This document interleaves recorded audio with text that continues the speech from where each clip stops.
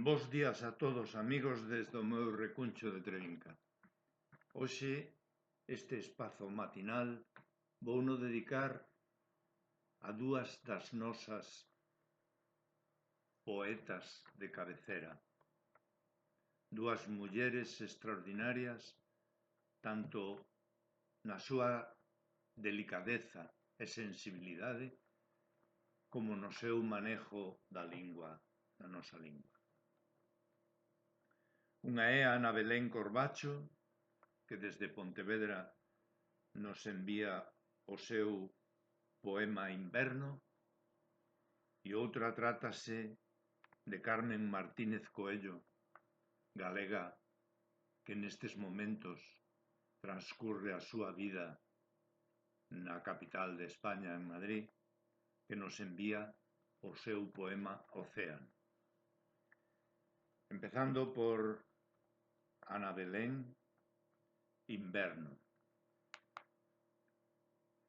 Sobordo manto amarelo que deixa o outono, vaise adentrando un branco e abúlico inverno.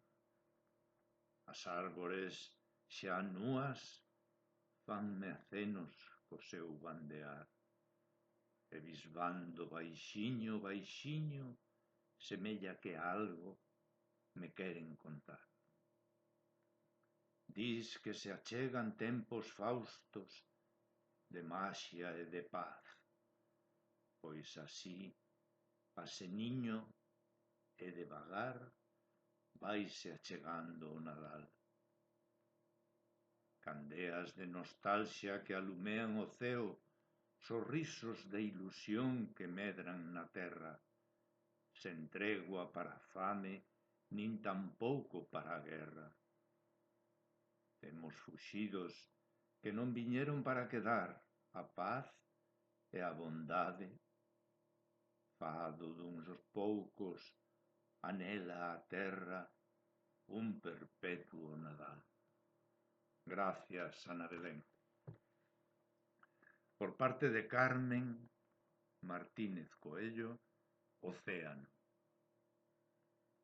Auga, pedra, néboa, chuvia, furacáns, neve, Sarabia, xistra, prexaxos, nuboeiros, rayos chuveiros, ríos, regatos e afluentes, marexadas, sereas e mariñeiros, acantilados roquedos, naufraxios, deuxes, dornas, barcas e peixes, remuíños, caladoiros e pesqueiros, escuma, praia, peiraos e asteleiros, resgardos, areais, ribeiras, lonxas, redes e pescaderías.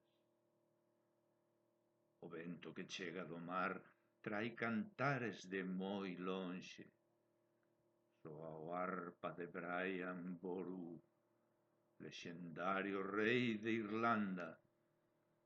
A bruma do océano Atlántico mestura o son atávico das gaitas escocesas, irlandesas e galaicas. As notas celtas dan cornamusas levadas polo vento e as correntes mariñas sucan a agua e o aire no seu inmortal singladura. Gracias, Carmen.